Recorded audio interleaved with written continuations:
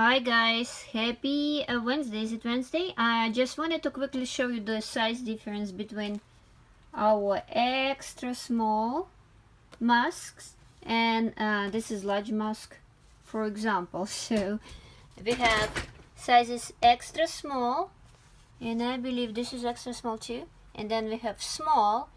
Extra small are good for toddlers and then for infants, and then we have small, extra small. This is small.